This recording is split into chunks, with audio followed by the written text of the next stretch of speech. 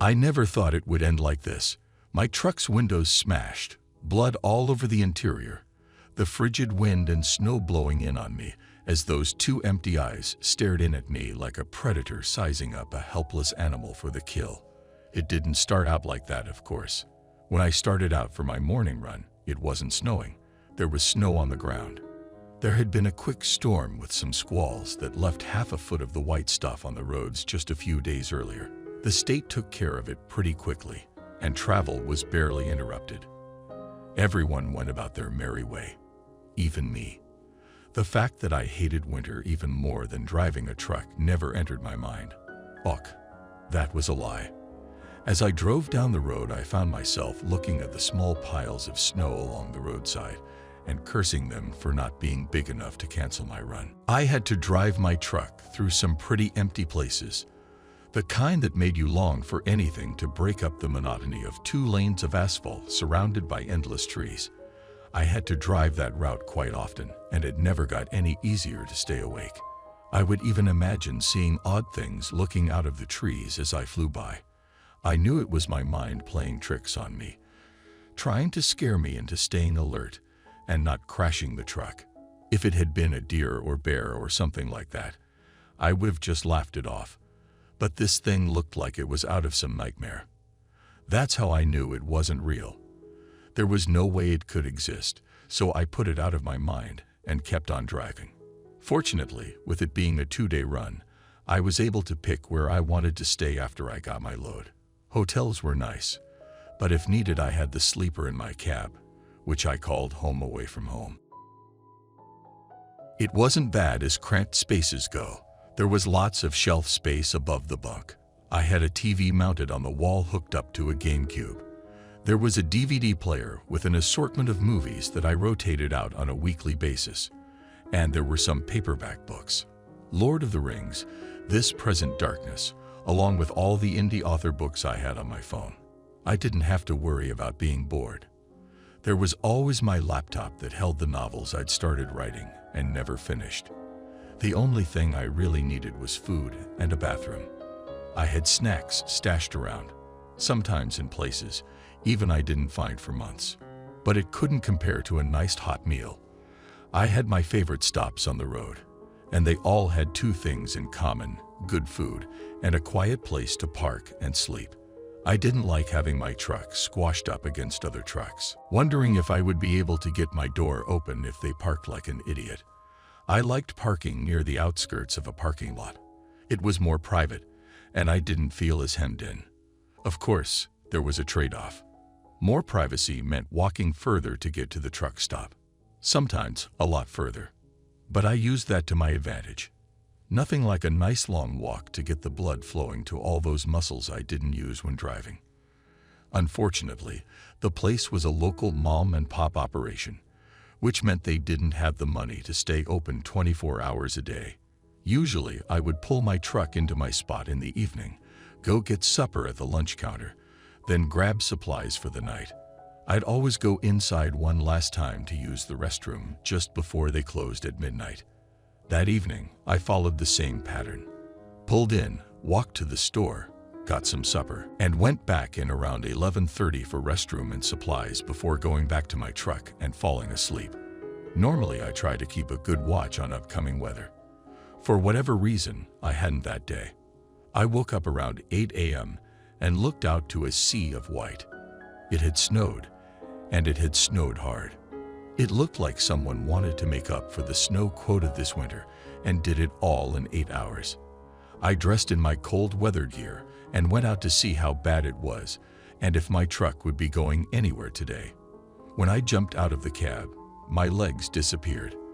There was at least 2 feet of snow on the ground, and it was still putting it down.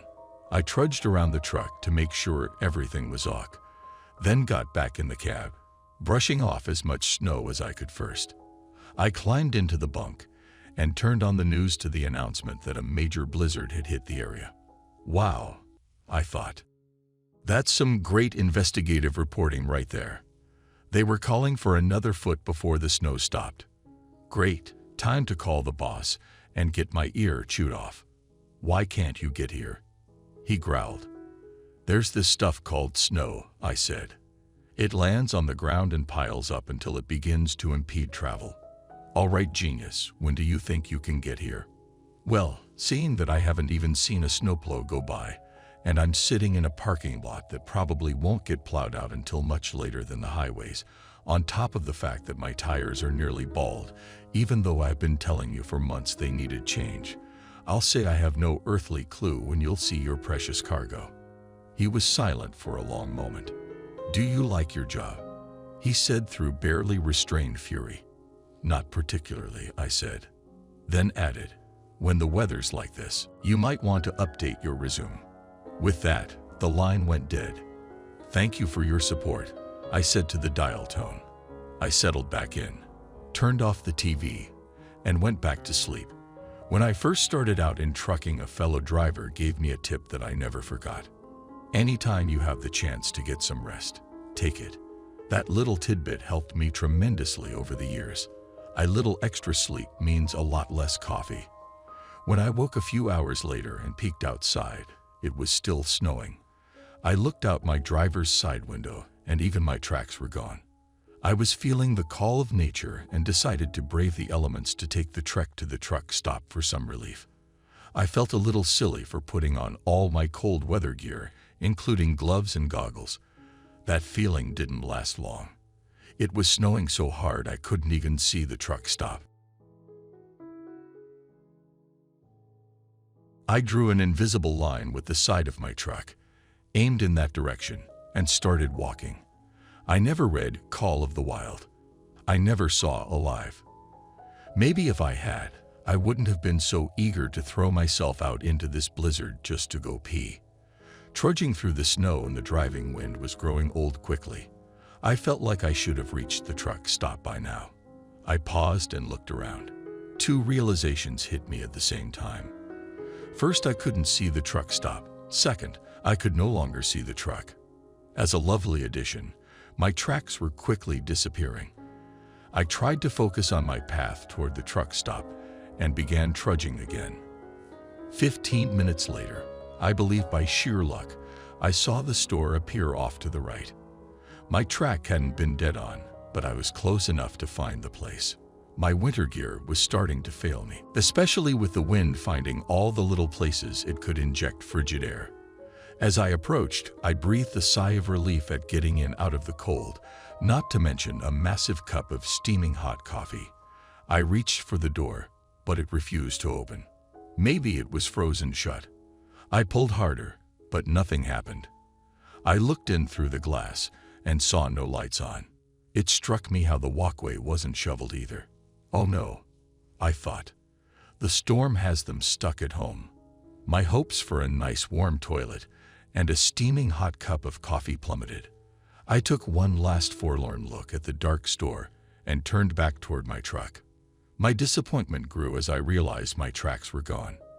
I was now snowblind and navigating without a compass or any means of direction. I tried to draw an invisible line with the outer wall of the store and hoped it would lead me back to the truck. I felt my cold, wet feet protest as I headed back toward the warmth of my truck. I hugged my jacket, attempting to keep the wind out.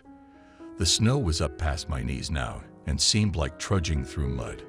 In retrospect, it would have been better for me to wait in the truck until I saw a snowplow in the parking lot. I had plenty of empty tea bottles for bathroom emergencies, but there was no use chiding myself now.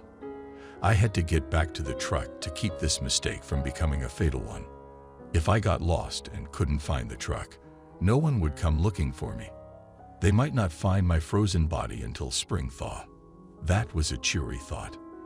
As if my journey hadn't been hard enough after a while, something caught my foot and sent me sprawling face first in the snow.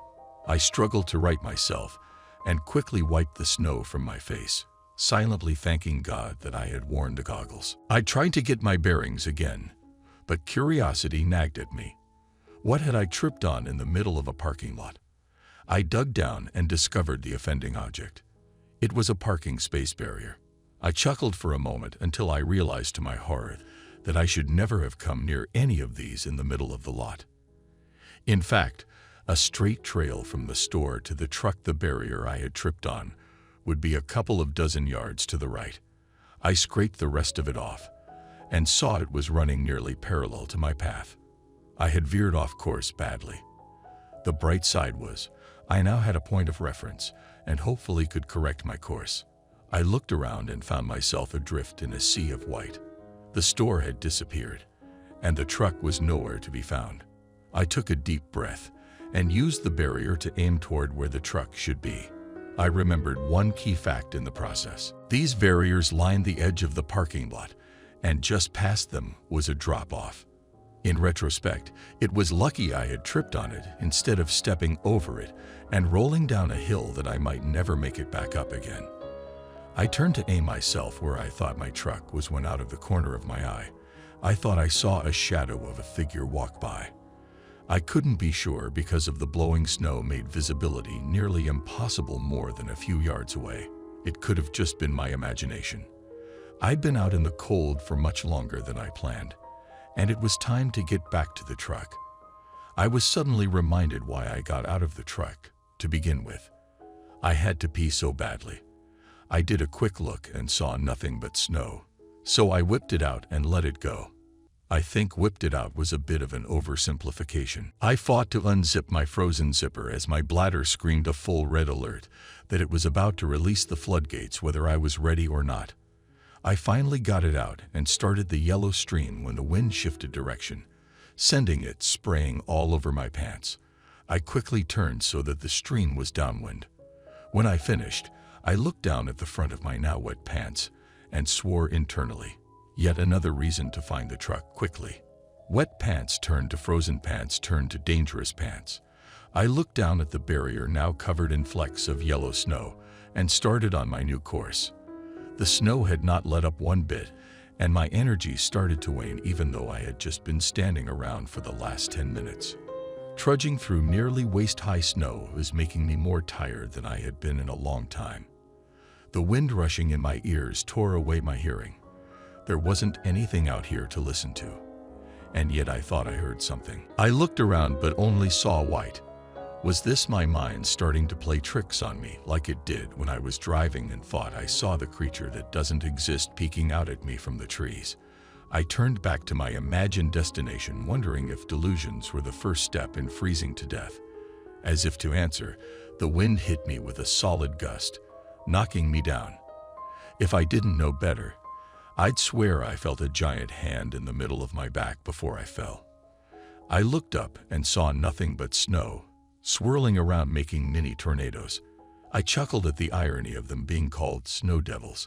I guess my own personal snow devil was pushing me around. I got up and started for the truck again.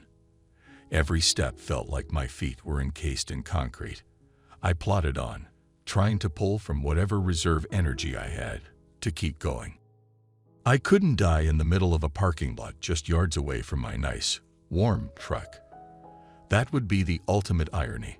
I walked on, barely conscious, wanting only my 18-wheeled safe harbor from this merciless storm. My head was down. I wasn't even looking anymore. It didn't make any difference. I knew I would never find it. I knew it was like looking for a needle in a field of haystacks. There was no way I would ever get back. I slammed into something and fell back. The snow was so deep I just lay there like a turtle, unable to get off my back. I looked up and saw the thing that had hit me was the back corner of the truck, 2 feet to the right, and I would have missed it. I smiled, but it took a lot of energy. I focused everything I had into getting up. Adrenaline took care of the rest. I marched up to the driver's side door and reached into my pocket for the key to unlock it. I couldn't find the key. I ripped off my glove and searched again. Still no key. Despair smothered my mind. If I had dropped it one of the times I fell in the snow, it was lost forever, and so was I. I leaned against the truck door, so close and yet so far. I could almost feel the heat through it. I smashed my fist into my leg in frustration, but felt more pain than I should have. I patted the other pocket and felt a lump. I tore off my other glove and reached into the pocket, pulling out the holiest of holies, the key. Tears streamed down my face and quickly froze as I stuck the key in the lock and opened the door. It took every ounce of energy I had left to climb up into the cab and collapse into the driver's seat. A wave of heat washed over me. For the longest time, I just sat there until I mustered the strength to start pulling off my cold weather gear. One piece at a time, I threw them into the passenger's seat until I sat in my underwear only. I leaned my seat back and basked in the warmth that flowed over me like an ocean wave. I imagined sitting on a beach with the sun shining down on me and the water beckoning. I fell asleep like this. I woke to a sore back and stretched as best I could in my seat, then looked out the windshield. The snow seemed to have let up a little bit, and the wind wasn't nearly as fierce as before.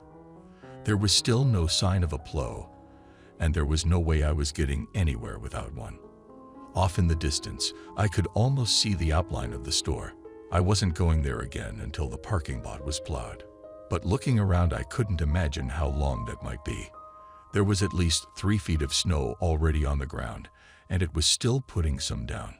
I crawled into the bunk and covered up for a serious nap.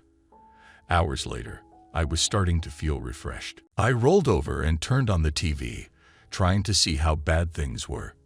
I couldn't even pick up the local station, so I stuck in a movie. After it was done, I decided I should probably take stock of my supplies, since I might be here for a while. I had plenty of snacks, chips, pretzels, and jerky, among other things. As long as I didn't binge, I should have been fine. I had drinks in the mini fridge too, but water wasn't a concern. All I had to do was bring some snow inside and melt it. I only needed to check one last thing to make sure I could outlast this storm. I looked at the fuel gauge. I rubbed my eyes and looked at the fuel gauge again. I only had a quarter tank left. That might last, and it might not, depending on how long it took to get plowed out. Obviously, once the plow freed me, I could drive 100 yards or so to a gas pump. As I was looking at the fuel gauge, my eyes drifted to the windshield and the field of white that stretched out in front of me. The snow had finally stopped. How long that would last, I had no idea. I could finally see the store clearly, but I could also see clearly that it remained closed. It was hard to believe anyone would be plowing that amount of snow anywhere. I guess that's why they had the drop-off along the edges of the parking lot. As I softly chuckled at my realization, my eyes caught movement. There was some kind of animal walking around in the parking lot. At first, I thought it was a deer because of the wide horns on its head. But the longer I looked, the more I realized this creature was something else. It seemed bigger than any deer I'd ever seen. Its torso rode above the snow like it was a ship. Its face looked like it had wasted away to the bare skull, and it had massive teeth that went far beyond its jaw. It was rather haunting to look at. It was sniffing around in the snow. The more I thought about it, I began to realize that was probably the spot where I had taken a leak. I was mesmerized and horrified by this thing at the same time. I was nearly convinced my mind was playing a trick on me when it looked right at me and my blood turned to ice. Its look pierced my soul and made me wish I'd never come to this place. When it took its first step in my direction, I dove back into the sleeper and drew the curtain. I shook for reasons that had nothing to do with the temperature and was breathing in panicked gasps. What was that thing?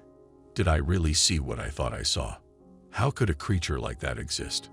I tried to settle down and get my breathing back to normal, but my mind refused to let go of the image of that thing.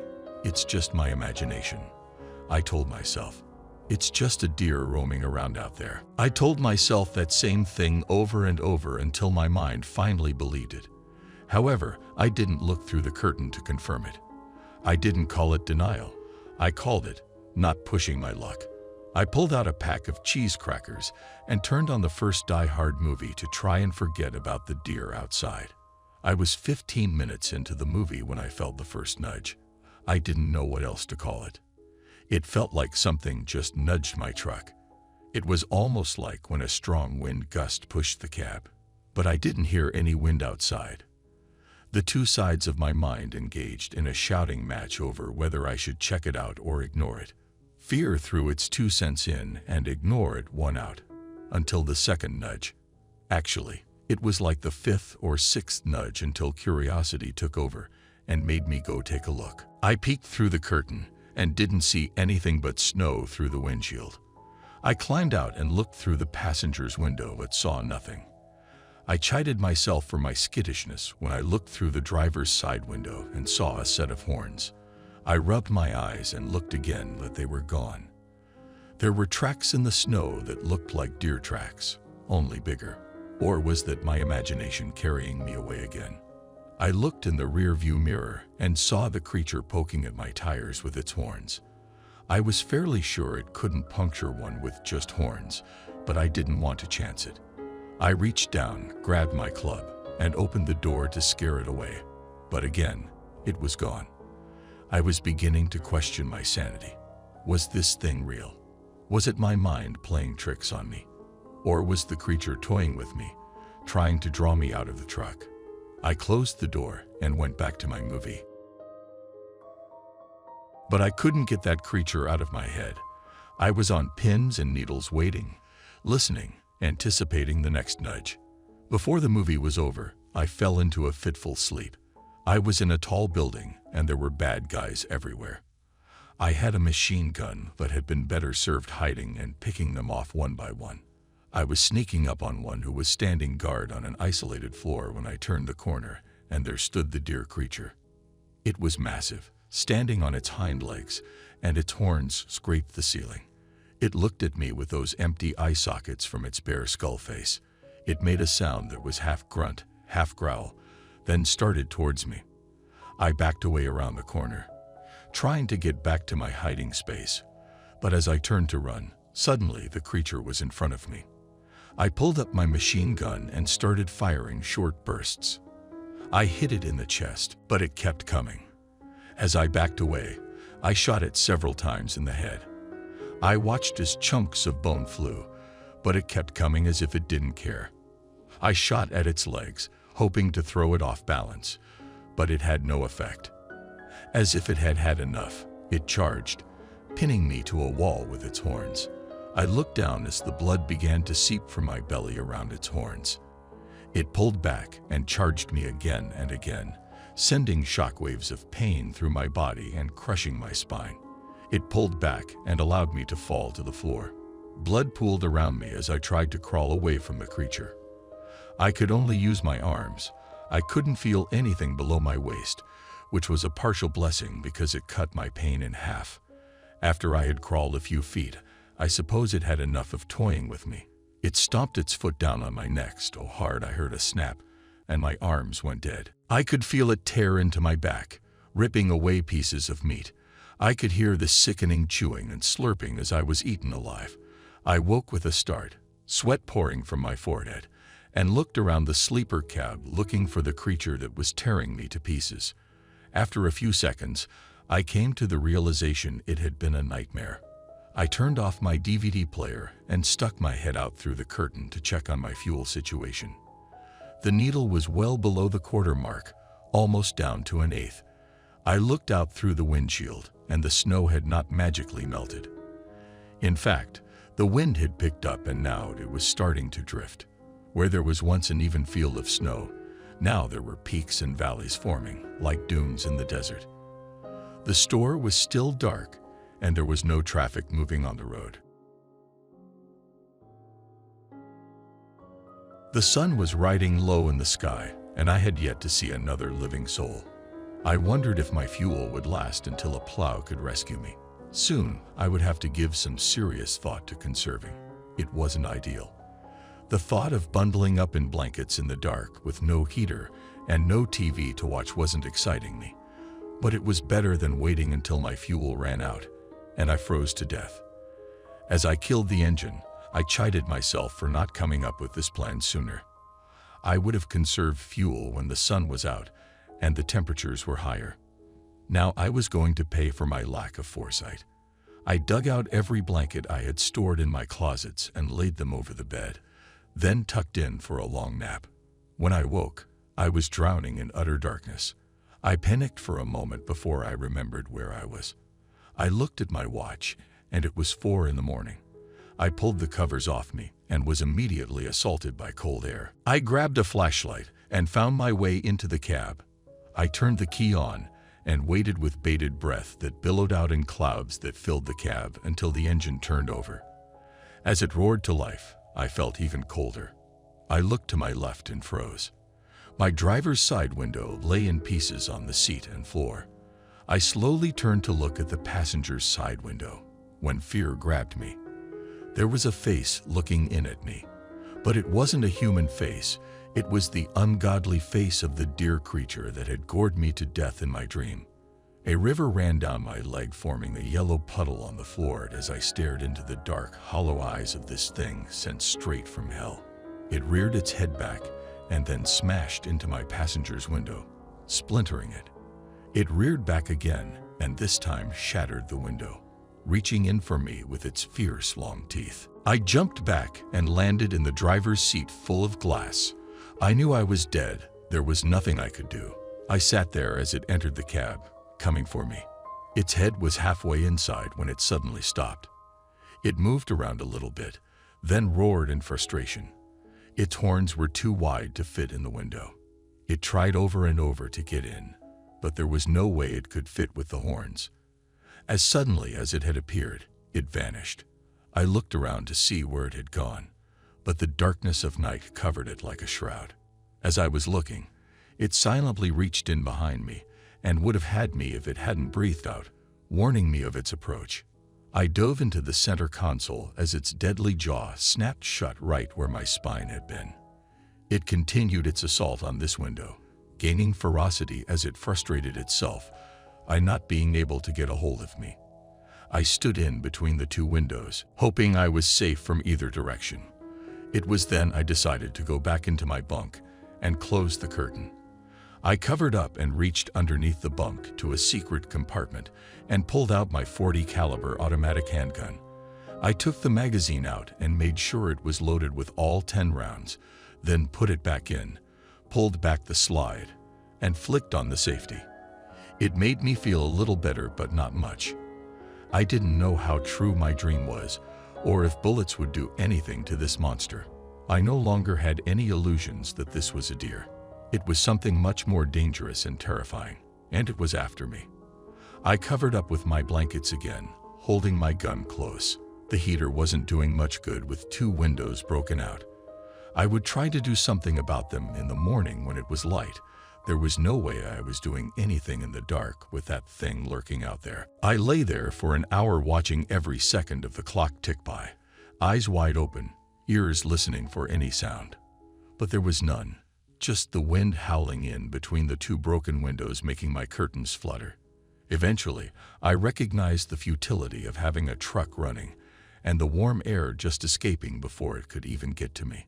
So I got out of my bunk, keeping my new best friend with me, and slowly made my way out to the cab, my head darting left and right to see if the creature was about to launch itself through either of the windows.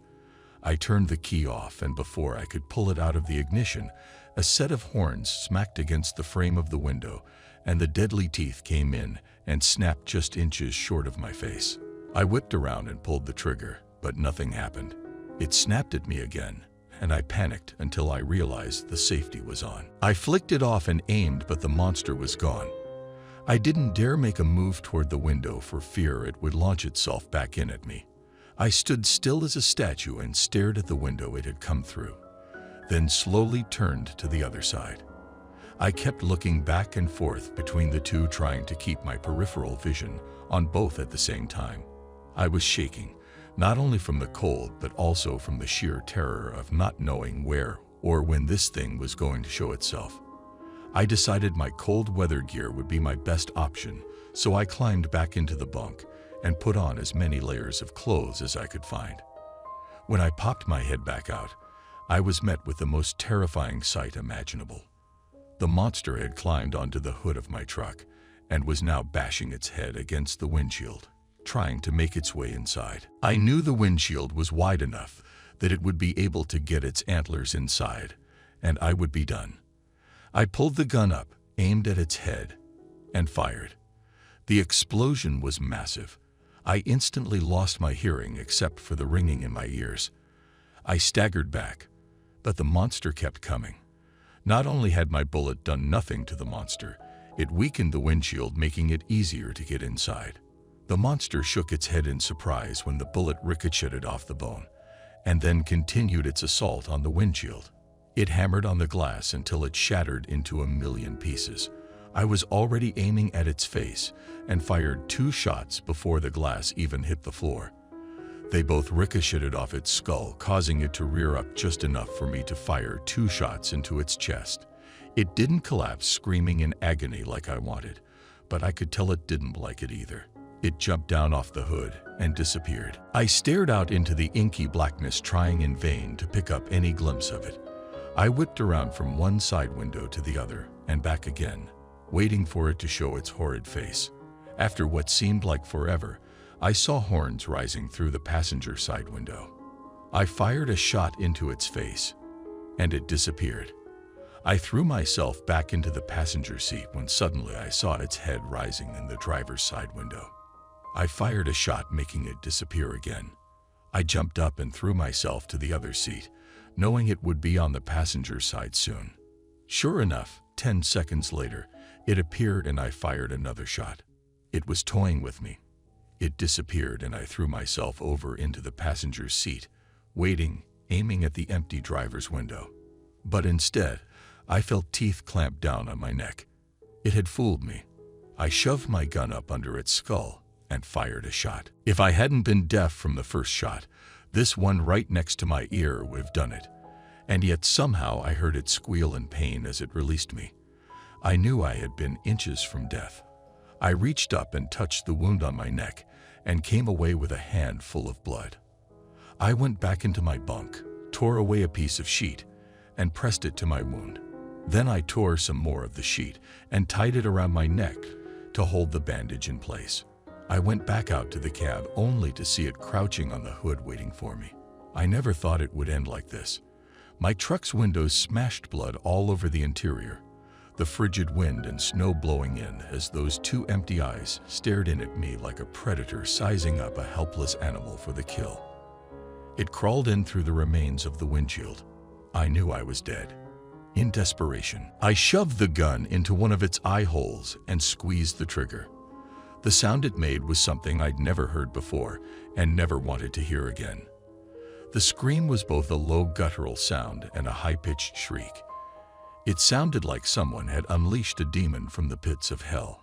My mind screamed at me, "Get out of there." I fumbled with the driver's door and ended up falling out when it opened. On a clear day with no snow, I would have gotten a concussion or broken bone falling on the bare asphalt. With 3 feet of snow on the ground, I landed on a soft, cold pillow. It was the only time in the last 24 hours that the snow had helped me. I immediately jumped up and looked around for any place to hide, but there was nowhere. Everything was covered in snow. I glanced back at the trailer and realized the snow was so high that it reached the bottom of the trailer. I couldn't see underneath at all. I quickly dove under it, then turned around and tried to pile snow into the opening to hide where I had gone. I shone my light around at the beautiful sight of bare asphalt. I lay there on my belly, looking all around, trying to see in every direction at once to see where the monster would attack from. My breath blew out in billows of desperate smoke as I came up empty. There was nothing. The monster wasn't there. Yet, I didn't dare hope to imagine that my shot had killed it. If anything, it made it even angrier. It was probably destroying the inside of my truck at that very moment. What I didn't trust was that the monster wouldn't find me underneath the trailer. I looked around for anywhere I could use as a better hiding place. My eyes fell on the wheels of the truck. It looked like there was just enough room between the tires and the differential. It would be a tight squeeze, but it was better than that thing finding me. I turned around and slid my feet in first. The further I slid, the tighter it got. Ironically, the grease and oil from the differential helped me slide through a little easier. When I almost had my shoulders through, it suddenly felt too tight. I was stuck. I couldn't move forward or backward. Panic flooded my mind, and I struggled frantically like I couldn't breathe.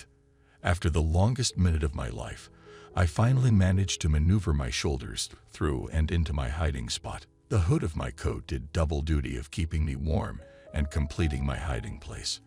I lowered it to the level of the asphalt and would raise it just an inch when I wanted to look out. The first half hour was the worst. The ringing in my ears had begun to subside, but I still didn't hear anything outside of my own breathing. The cold slowly leaked through my clothes. Still no sign of the monster. Another hour passed. My muscles started to cramp up. Still no sign of the monster. Another hour. I felt like my bladder would burst. Still no monster. During the long boredom in between, I pulled the magazine out of the gun and counted how many bullets I had left. No matter how many times I counted, it always came out to the same number. 1. I knew one bullet wouldn't save me from the monster. There was only one thing I could do with one bullet. End my suffering if it found me. I took it out of the magazine and stared at it. I used my coat to shine it up, then stared at my reflection in the gleaming metal. The edges of the snow around the trailer began to glow. I knew the sun was coming up. Darkness was no longer my friend. I was about to give up and crawl out of my hiding place when I heard it. A soft sniffing sound. I lifted my hood an inch, just enough to peek out, and there it was. Its head had broken through the wall of snow close to where I dove under the trailer. There were a few drops of blood from my neck wound, and it was sniffing them. Those drops would lead it right to me. Sure enough, it took a turn toward the front of the trailer and looked in my direction. I lay there, still as a stone, as it inched its way toward me. It was having trouble squeezing its massive body under the trailer, and I could hear it growling with frustration. It came closer, crawling right toward me. There was no doubt it knew I was there. I closed my eyes and stuck the barrel of the gun under my chin.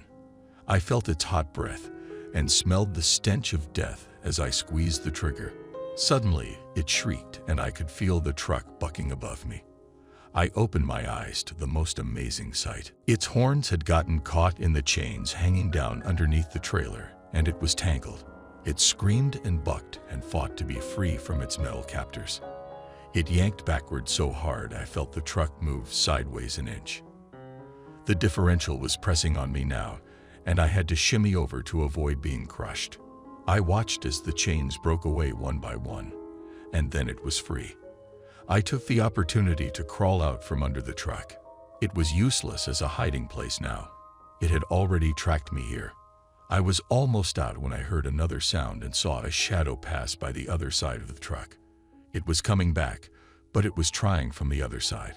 I crawled as quickly as I could. This was my chance. If it searched from the other side, it might not know I had left. I had no idea where I would go, but it was better to be out of a useless hiding place. Besides, I desperately needed to stretch and pee. As I stood next to the truck, I saw a large patch of red in the snow. I guess shooting it wasn't as useless as I thought. I took care of business first, peeing before I ruined another pair of pants. I finished and thought about where to hide. I looked up at the ruined cab of my truck when the nightmare crept around the corner. I stood there helpless. It had caught me flat-footed. I had nowhere to go. It stared at me as it limped around the corner. Its empty eyes seemed to exude rage.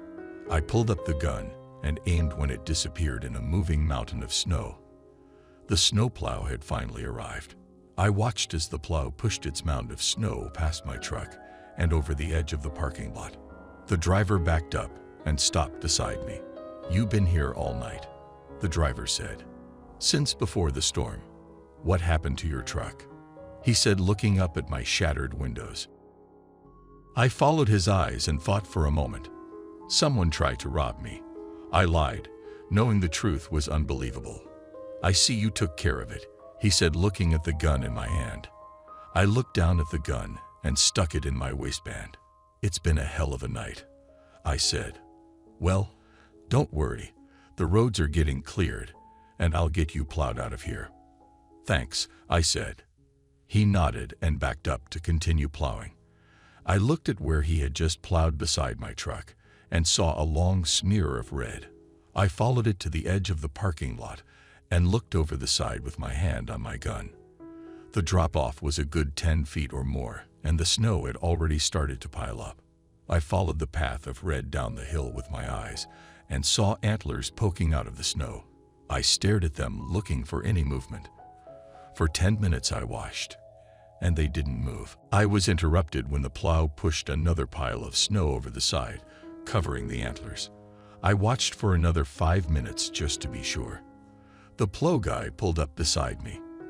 "Are you okay?" he said. I pulled my eyes away from the snow pile. "Yeah, I'm good." "You sure?" he said, pointing at my neck. "Yeah, I just got nicked by some glass," I said, remembering the teeth of the monster clamping down on my neck. "Well, I think someone just pulled into the store," he said. "Maybe you should get something for that." "I will, thanks," I said, knowing I would do no such thing. I wanted to avoid as many questions as possible. I climbed into the cab, brushed the glass off my seat, and drove over to the fuel pumps. After filling up, I started the long trip home. I kept my cold weather gear and mask on. Having no windows or windshield made for a frigid trip. The heater was on max and aimed at my feet, keeping the bottom half of me warm. I didn't call for a tow truck because I wanted to get away from there. I never went back to that truck stop again. I didn't want to take the chance of that thing being alive. I never told anyone else about the harrowing encounter. I wish I could erase it from my mind. As I drove towards my home terminal through the endless stretch of trees, I saw one of the creatures peeking out at me that I used to think was my imagination. Now I know better.